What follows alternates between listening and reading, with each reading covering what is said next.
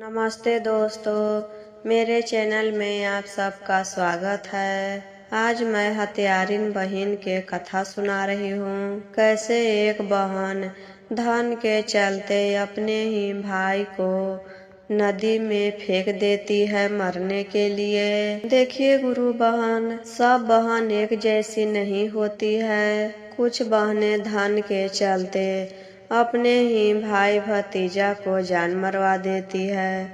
कुछ बहनें होती है जो भाई के लिए मन्नत मांगती है कि मेरा भी एक भाई हो, हम राखी बांधेंगे, कर्मा का व्रत करेंगे। तो आइए दीदी, इसी पर एक कथा सुनाती हूँ। कथा बहुत ही सुंदर है, शुरू से अंत तक जरूर सुनिएगा।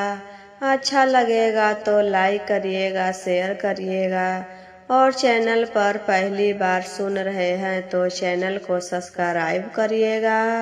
एक गांव में एक किसान रहते थे। उनके पास थोड़ा बहुत खेत था, उसी में जुताई करके कुछ बुन देते थे तो उनके खाने पीने के लिए फसल हो जाता था। उनका जीवन अच्छे से बीत रहा था दीदी, लेकिन उनके पास एक भी औलाद नहीं था। दोनों पति पत्नी शिव जी के भक्ति में लीन हो गए थे। दिन रात शिव गुरु के नाम लेते रहते थे। तो शिव जी के कृपा से बहुत दिनों के बाद एक लड़की का जन्म हुआ। लड़की के जन्म होने पर दोनों प्राणी बहुत खुश थे, लेकिन मन ही मन सोच रहे थे कि काश बेटा होता तो वंश बढ़ता। लेकिन कोई बात नहीं, घर में लक्ष्मी आई है तो इसके बाद में पुत्र भी हो जाएगा। घर में सबसे पहले लक्ष्मी आना शुभ माना जाता है। बेटियां घर के रौनक होती है। बेटी खाना बनाएगी, सेवा करेगी। जब शुरुआत हुआ तो बेटा भी हो जाएगा।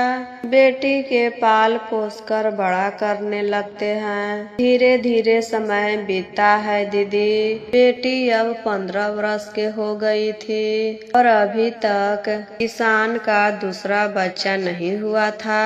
दोनों आपस में बातें करते हैं। हम दोनों को जाने के बाद इस घर का देखभाल करने वाला कोई नहीं रहेगा, नामो निशान बुझ जाएगा। बेटी तो अपने घर चली जाएगी। तब एक आदमी कहता है, एक जंगल में विद्वान महर्षि रहते हैं, वो जो कुछ भी कहते हैं सही हो जाता है। आप दोनों वहाँ पर जाइए, आपके हाथ के लकीर देखेंगे तो वह बता देंगे कि आपको पुत्र होगा कि नहीं। तब दोनों पति पत्नी वही जंगल में जाते हैं विद्वान महर्षि के पास।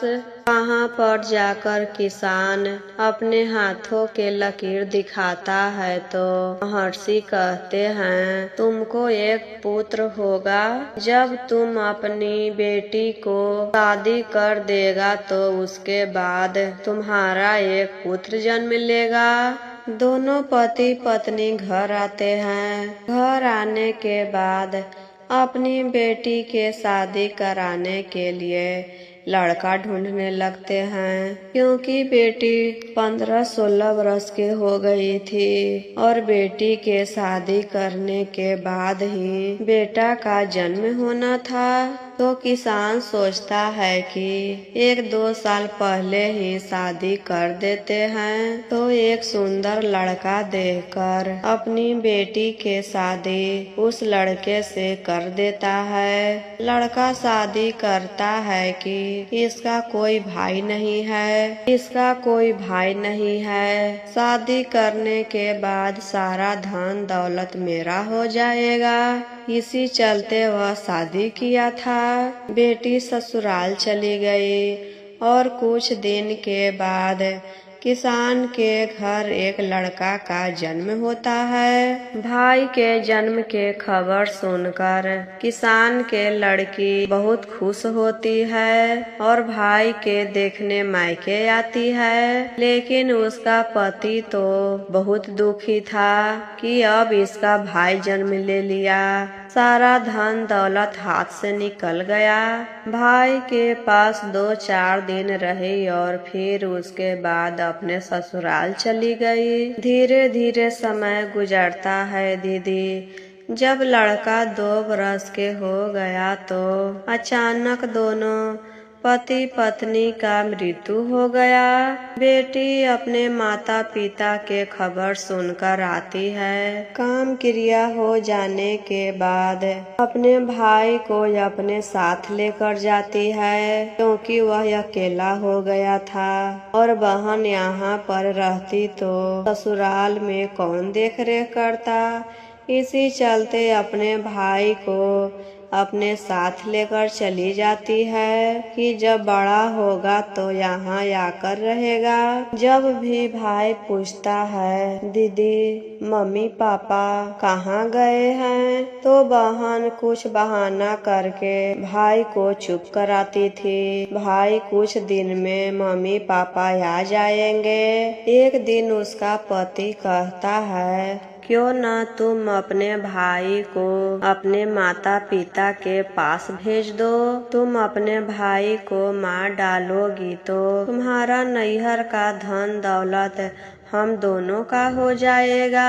बहन नहीं मानती है, कहती है हम अपने भाई को कैसे मारे, हमको धन का कोई लोभ लालच नहीं है। इतना दिन के बाद तो मेरा एक भाई जन्म लिया है और आप उसे मारने के बात कर रहे हैं। तो पति बार बार यही बातें करता था, अपने भाई को मार दोगी तो हम दोनों बहुत अमीर हो जाएंगे। बार बार यही बातें करता था तो बहन के दिमाग में भी लालच भर गया और वह भी भाई के मारने के लिए प्लान बनाने लगी। एक दिन उसका भाई रोने लगता है दीदी और अपने मम्मी पापा के बारे में पूछने लगता है।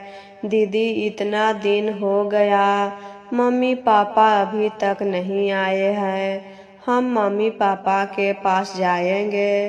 तो बहन कहती है तुमको मम्मी पापा के पास जाना है तो चलो हम पहुंचा देते हैं। उसके गांव के बाहर एक नदी था। वही नदी के पास जाकर कहती है देखो हमारे मम्मी पापा यही नदी के नीचे रहते हैं, तुमको जाना है तो चला जाओ।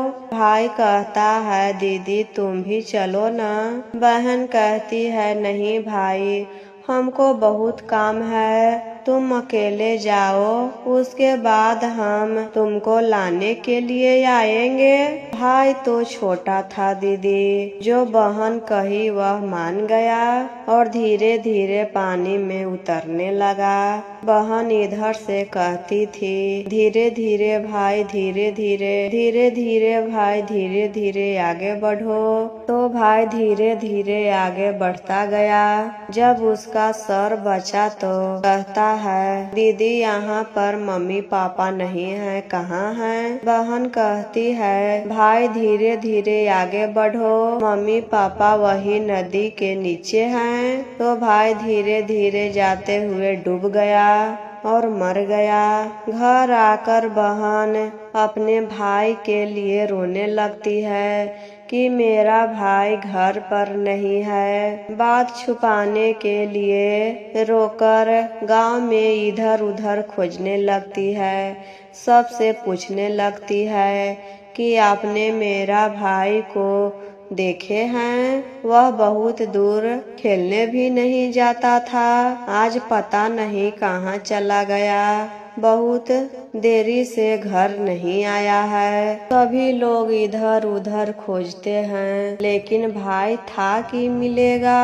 कुछ दिन के बाद दीदी उसके घर पर एक जोगी बाबा आते हैं और खाना खाने के लिए मांगते हैं। बहन घर में खाना लाने जाती है तो जोगी बाबा के पास जो सारंगी था उसमें से आवाज आता है, धीरे धीरे भाई धीरे धीरे, धीरे धीरे भाई धीरे धीरे। तो बहन को याद आ जाता है कि हम अपने भाई को ऐसे ही कहे थे और यह आवाज कहाँ से आ रहा है। तो देखती है कि यह आवाज तो सारंगी में से आ रहा है। अब वह सोचती है कि सब लोग यह बात जान जाएंगे, तो वह कहती है जोगी बाबा से, बाबा आप यह सारंगी हमें दे दीजिए, इसके बदले आपको हम बहुत पैसा देंगे और आप दूसरा सारंगी ले लीजिएगा। तब जोगी बाबा वह सारंगी दे देते हैं, उसके बदले में पैसा लेते हैं। और उसी दिन उसका पति दूसरा शादी करके घर लाता है। वह बाहर रहता था और उधर ही शादी कर लिया था और उसी दिन घर लेकर आया और अपनी पत्नी को तलाक देने के लिए कह रहा था। अब तो पहली पत्नी बहुत रोने लगी और मन ही मन सोचने लगी, इसके बातों में आकर हम अपने भाई को मार दिए हैं और यह दूसरा शादी कर लिया।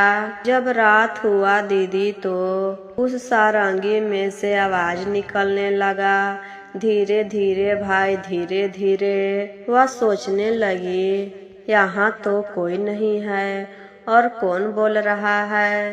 तब वह कहती है, आप देव हैं, पितर हैं, भगवान हैं, कौन हैं? आप मेरे भाई के आवाज में बोल रहे हैं। तब सारंगी में से आवाज निकलता है, दीदी हम आपके भाई हैं, आपने हमको तो पानी में डुबाकर मार दिए थे, लेकिन हम वस्तु के रूप में जिंदा हैं, मनुष्य नहीं बन सकते हैं। तब बहन रोने लगती है, क्षमा मांगने लगती है, हमें माफ कर दो भाई, हम अपने पति के बहकावा में आ गए थे और आज मेरा पति भी हमें छोड़ दिया, हमें गलती का पछतावा है भाई। अगर तुम जीवित हो सकते हो तो तुम जो कहो हम वह करने के लिए तैयार हैं। तब भाई कहता है, जहाँ पर हम डूबे थे वहाँ पर बांस का पेड़ जम गया है, वही बांस का पेड़ काटकर यह सारंगी बनाया गया है और वही बांस के जड़ तर एक अंडा है, वही अंडा को लाकर शिव गुरु के सामने रखकर कुछ दिन पूजा करोगी, शिव गुरु से दया मांगोगी कि मेरे भाई को ठीक कर दीजिए, तब हम ठीक हो जाएंगे, मेरा मनुष्य का रूप मिल जाएगा। तो बहन वैसे ही करती है, नदी के पास जाती है, वहाँ से बांस के जड़ तर से एक अंडा लाती है, शिव गुरु के सामने रहकर प्रतिदिन दया मांगती थी। कुछ दिन पूजा पाठ करने के बाद वह अंडा अपने आप फट गया और उसमें से उसका भाई निकला और अपनी बहन को अपने घर लेकर जाता है। अपनी बहन से कहता है, दीदी जब आपको यही चाहिए था तो आप पहले कह देते, तो आपके लिए तो हम जान भी दे सकते हैं, यह धन दौलत क्या है। और उसी दिन अपनी बहन के नाम से सारा धन दौलत कर देता है।